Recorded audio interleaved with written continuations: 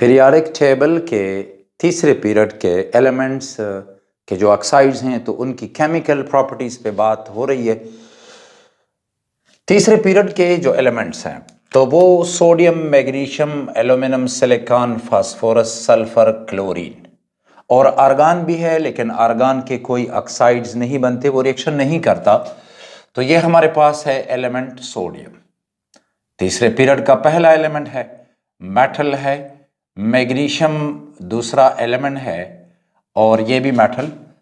Aluminium है, aluminium भी एक मेटल है। इसके बाद फिर सिलिकॉन है, सिलिकॉन एक मेटालाइड है, सिलिकॉन। फिर फास्फोरस है, एक नॉन मेटल। और नेक्स्ट सल्फर है, नॉन मेटल। और क्लोरीन है, नॉन मेटल। इसके बाद आर्गन है, मैंने उसे लिखा नहीं है कि उसके कोई ऑक्साइड्स नहीं होते। अब जो ऑक्साइड्स बनते हैं तो याद रखिएगा कि ये जो दो मेटल्स हैं इनके ऑक्साइड्स बेसिक होते हैं।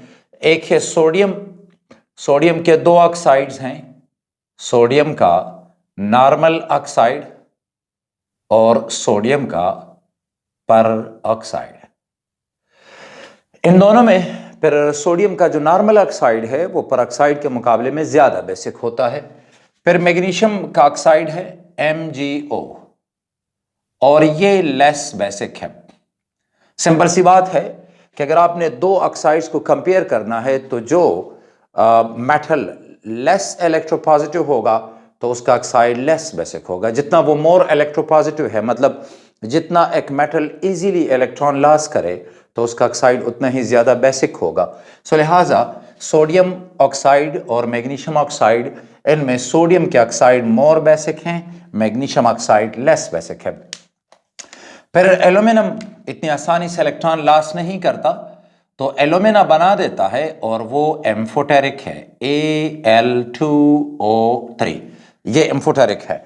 इसके बाद इलेक्ट्रोनेगेटिविटी आप देख रहे हैं कि बढ़ती जाती है। तो याद रखिएगा कि एक एलिमेंट जितना इलेक्ट्रोनेगेटिव होगा, जितना ज्यादा इलेक्ट्रोनेगेटिव होगा तो उसका जो ऑक्साइड है वो उतना ही ज्यादा एसिडिक होगा। यानी अगर हम इधर देखेंगे तो इलेक्ट्रोनेगेटिविटी बढ़ती जा रही है, सिलिकॉन, फास्फोरस आगे, तो जो ऑक्साइड्स हैं वो मोर एंड मोर एसिडिक होते जा रहे हैं। तो सिलिकॉन का जो ऑक्साइड है सिलिका है, ये वीकली एसिडिक है, वीकली एसिडिक। फिर फास्फोरस के दो ऑक्साइड्स हैं, P2O3 और दूसरा ऑक्साइड है फास्फोरस का पेंटा ऑक्साइड, P2O5। अब अगर एक ही एलिमेंट के दो ऑक्साइड्स हैं तो वो ऑक्साइड मोर एसिडिक होगा कि जहां पर ऑक्सीडेशन स्टेट एलिमेंट का ज्यादा है। अगर आप इन दोनों को कंपेयर कर लें तो फास्फोरस का, फास्फोरस ट्राइऑक्साइड में ऑक्सीडेशन स्टेट जो है वो +3 है, लेकिन फास्फोरस का पेंटा ऑक्साइड में ऑक्सीडेशन स्टेट +5 है। लिहाजा पेंटा ऑक्साइड मोर एसिडिक है ट्राइऑक्साइड के मुकाबले में।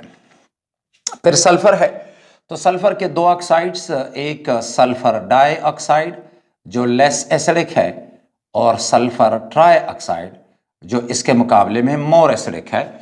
क्लोरीन के में वैरायटी ऑफ ऑक्साइड्स इसके बनते हैं, लेकिन दो ऑक्साइड्स की बात हम कर रहे हैं, मोनो ऑक्साइड और हेप्टाऑक्साइड। तो मोनो ऑक्साइड यह है Cl2O और हेप्टाऑक्साइड जो है वो है Cl2O7।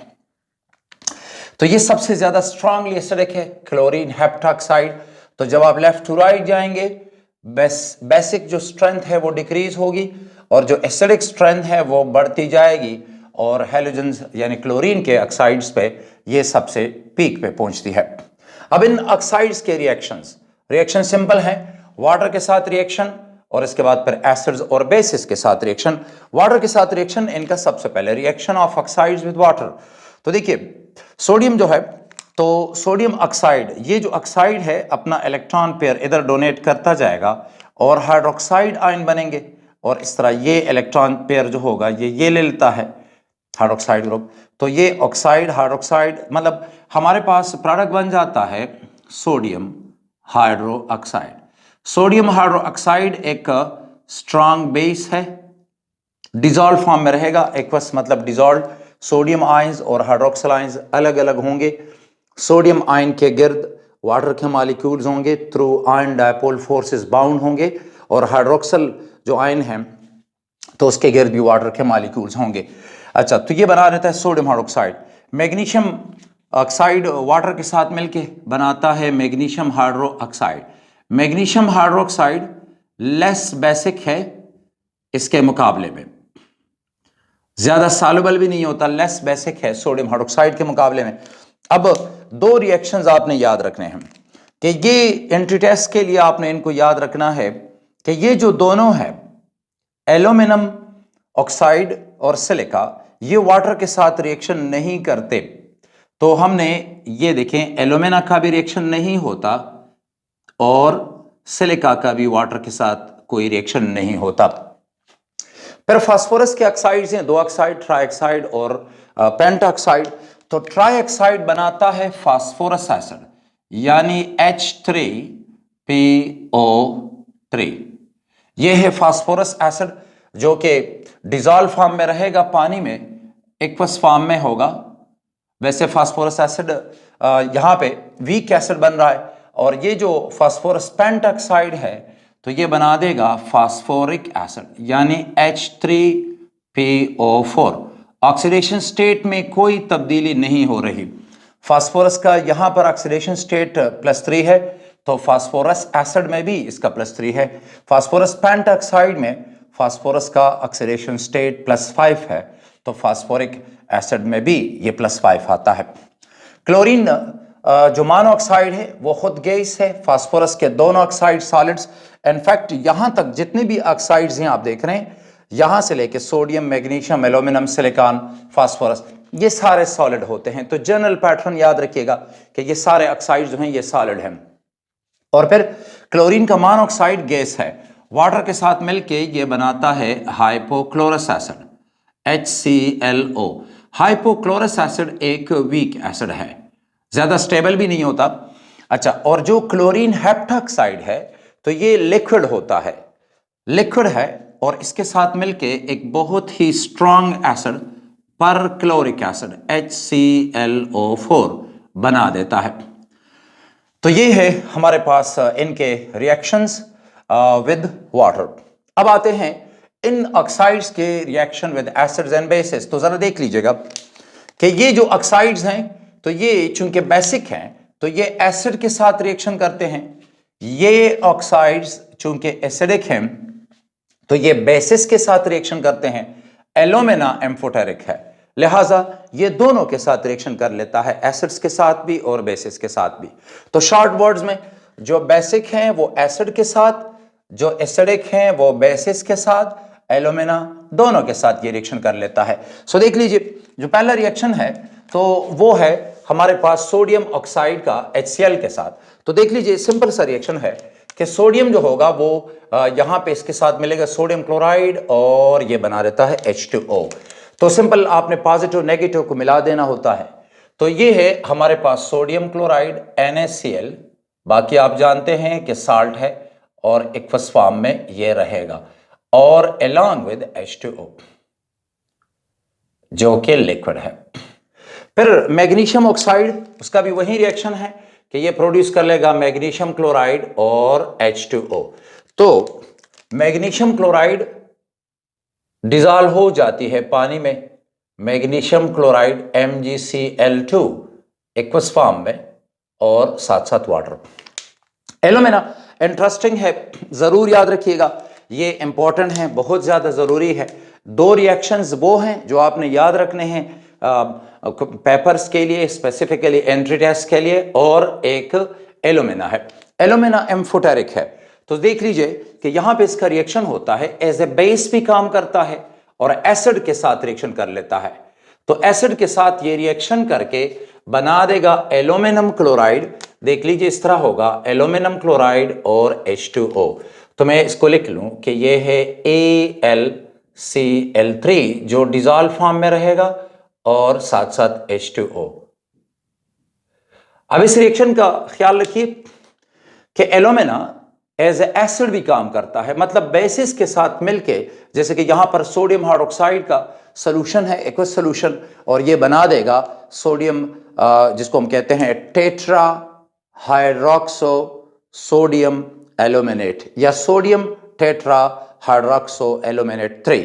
तो मैं लिख लेता हूं, देखिए यहां पर यह है एल्यूमिनियम, इसके साथ 4 हाइड्रोक्सल आयंस हैं।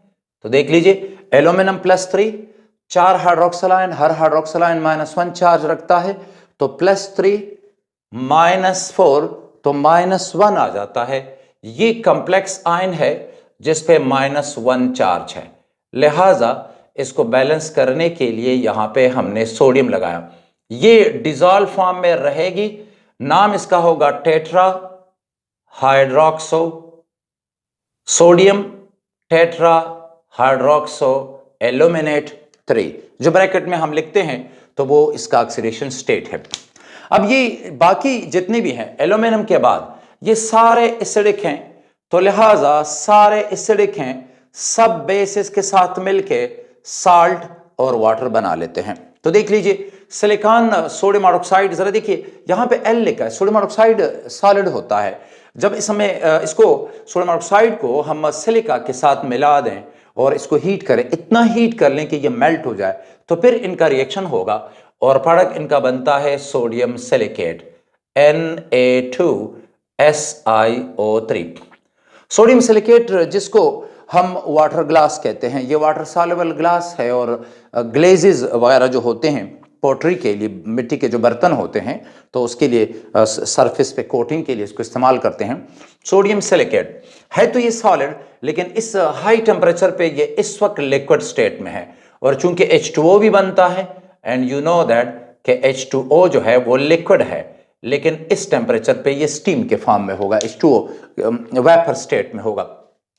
फिर फास्फोरस के दोनों ऑक्साइड्स बेसिस के साथ मिलके जो लोअर ऑक्साइड है P2O3 वो फास्फाइट बनाएगा, जो हायर ऑक्साइड है वो फास्फेट, फास्फाइट फास्फेट। इसी तरह सल्फर के भी 2 ऑक्साइड्स हैं, तो लोअर ऑक्साइड बनाएगा सल्फाइट, और जो हायर ऑक्साइड है जिधर ऑक्सीडेशन स्टेट ज्यादा है वो सल्फेट बनाएगा। तो देख लीजिएगा ये बना देगा phosphite phosphate, sulphite sulphate, hypochlorite perchlorate. अच्छा, तो ये आ गया हमारे पास सोडियम का ये फास्फाइट आएगा, ये है PO3 -3 चार्ज है, तो इसको इधर क्रॉस करके लगा लें, और along with, और ये सॉलिड है, मेटल के कंपाउंड है, सॉलिड है ये, और साथ साथ H2O भी आता है। ये बना देगा सोडियम फास्फेट Na3 और PO4, यानी PO4 3- है तो मैंने उधर लगा दिया, ये भी सॉलिड है along with H2O। फिर है सल्फर डाइऑक्साइड, तो ये बना देगा सोडियम सल्फाइड Na, देखिएगा ये है सल्फाइड SO3, ये 2- है तो इधर आप लगा ले क्रॉस करके, तो 2 सोडियम आयन, सोडियम सल्फाइड, ये भी सॉलिड ही है और along with वाटर, ये बनाता है sodium sulphate Na2SO4। SO4 sulphate 2- charge है, तो वो 2- मैंने इधर लगाया, ये भी सॉलिड है along with H2O, ये बनाता है, देखिएगा।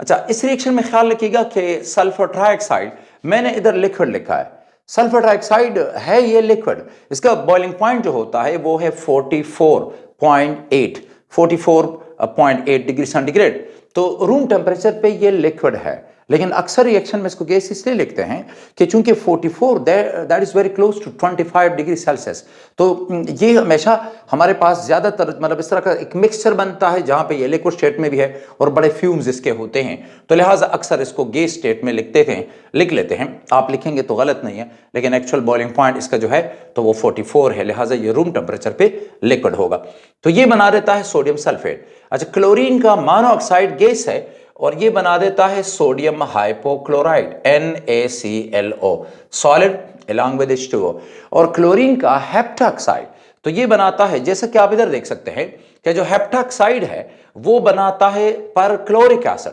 तो इसी तरह ये जो होगा हमारे पास आता है सोडियम परक्लोरेट ClO4 सॉलिड और along with वाटर। यानी इस केस में हमने ये देखा है कि आपने देखा है इधर कि P2O3 है तो वो बनाता है फास्फोरस एसिड, तो वही PO3 जो है वो हम यहां पे ले आए। फिर फास्फोरस पेंटॉक्साइड है, वो बनाता है फास्फोरिक एसिड, तो उसका जो फास्फेट आयन है वो यहां पे लाए हैं, ठीक है जी। और इसी तरह अगर आप देखेंगे क्लोरीन मोनोऑक्साइड, तो ये हाइपोक्लोरस एसिड, तो ये हमारे पास जो हाइपोक्लोराइट है वो हम यहां पे लाएं। और इस तरह ये जो क्लोरीन का हेप्टॉक्साइड है वो बनाता है परक्लोरिक एसिड, जो परक्लोरेट आयन है वो हम यहां पे ले आए हैं।